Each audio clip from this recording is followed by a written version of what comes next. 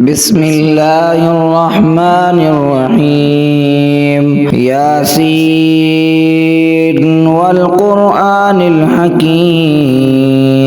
إنك لمن المرسلين على صراط مستقيم تنزيل العزيز الرحيم لتنذر قوما ما أنذر آباؤهم فهم غافلون لقد حق القول على أكثرهم فهم لا يؤمنون إنا جعلنا في أعناقهم أغلالا فهي إلى الأذقان فهم مقمحون وجعلنا من بين أيديهم سدا ومن خلفهم سدا فأغشيناهم فهم لا يبصرون وسواء عليهم أنذرتهم أم لم تنذرهم لا يؤمنون إنما تنذر من اتبع الذكر وخشي الرحمن بالغيب فبشره بمغفرة وأجر كريم إنا نحن نحيي الموتى ونكتب ما قدموا وآثارهم وكل شيء أحصيناه في إمام مبين واضرب لهم مثلا أصحاب القرية إذ جاءها المرسلون إذ أرسلنا إليهم اثنين فكذبوهما فعززنا بثالث فقالوا إنا إليكم مرسلون قالوا ما أنتم إلا بشر مثلنا وما أنزل الرحمن من شيء أنتم إلا تكذبون قالوا ربنا يعلم إنا إليكم لمرسلون وما علينا إلا البلاغ المبين قالوا إنا تطيرنا بكم لئن لم تنتهوا لنرجمنكم وليمسنكم منا عذاب أليم قالوا طائركم معكم أئن ذكرتم بل أنتم قوم مسرفون وجاء من أقصى المدينة رجل يسعى قال يا قوم اتبعوا المرسلين اتبعوا من لا يسألكم أجرا وهم مهتدون بسم الله الرحمن الرحيم الرحمن علم القرآن خلق الإنسان علمه البيان الشمس والقمر بحسبان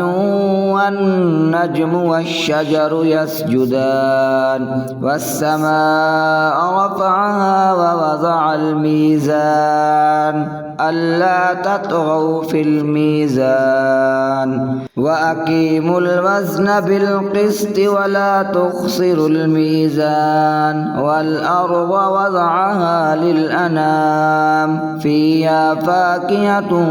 والنخل ذات الأكمام والحب ذو العصف والريحان فبأي آلاء ربكما تكذبان خلق الإنسان من صلصال كالفخار وخلق الجان من مارج من نار فبأي آلاء ربكما تكذبان رب المشرقين ورب المغربين فبأي آلاء ربكما تكذبان مرج البحرين يلتقيان بينهما برزخ لا يبغيان فبأي آلاء ربكما تكذبان يخرج منهما اللؤلؤ والمرجان فبأي آلاء ربكما تكذبان وله الجوار المنشآت المنشآت في البحر كالأعلام فبأي آلاء ربكما تكذبان كل من عليها فان ويبقى وجه ربك ذو الجلال والإكرام فبأي آلاء ربكما تكذبان يسأل من في السماوات والأرض كل يوم هو في شأن فبأي آلاء ربكما تكذبان سنفرغ لكم أيها الثقلان فبأي آلاء ربكما تكذبان يا معشر الجن والإنس إن استطعتم أن تنفذوا من أقطار السماوات والأرض فانفذوا لا تنفذون إلا بسلطان فبأي آلاء ربكما تكذبان يرسل عليكما شواظ من نار ونحاس فلا تنتصران فبأي آلاء ربكما تكذبان فإذا انشقت السماء فكانت وردة كالدهان فبأي آلاء ربكما تكذبان فيومئذ لا يسأل عن ذنبه إنس ولا جان فبأي آلاء ربكما تكذبان يعرف المجرمون بسيماهم فيؤخذ بالنواصي والأقدام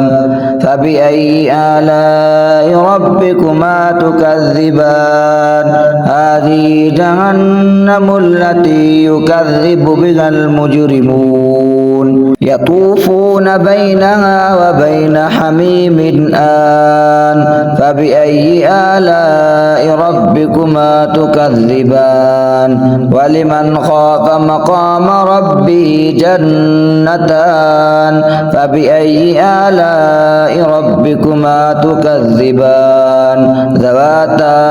أفنان فبأي آلاء ربكما تكذبان فيهما عينان تجريان فبأي آلاء ربكما تكذبان فيهما من كل فاكهة زوجان فبأي آلاء ربكما تكذبان متكئين على فرش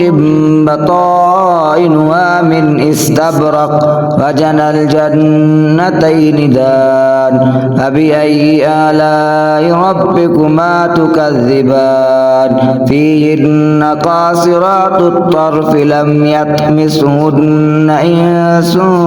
قبلهم ولا جان فبأي آلاء ربكما تكذبان هل جزاء الإحسان إلا الإحسان فبأي آلاء ربكما تكذبان ومن دونهما جنتان فبأي آلاء ربكما تكذبان فيهما عينان نضاختان فبأي آلاء ربكما تكذبان فيهما فاكهة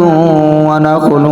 ورمان فبأي آلاء ربكما تكذبان فيهن خيرات حسان فبأي آلاء ربكما تكذبان حور مقصورات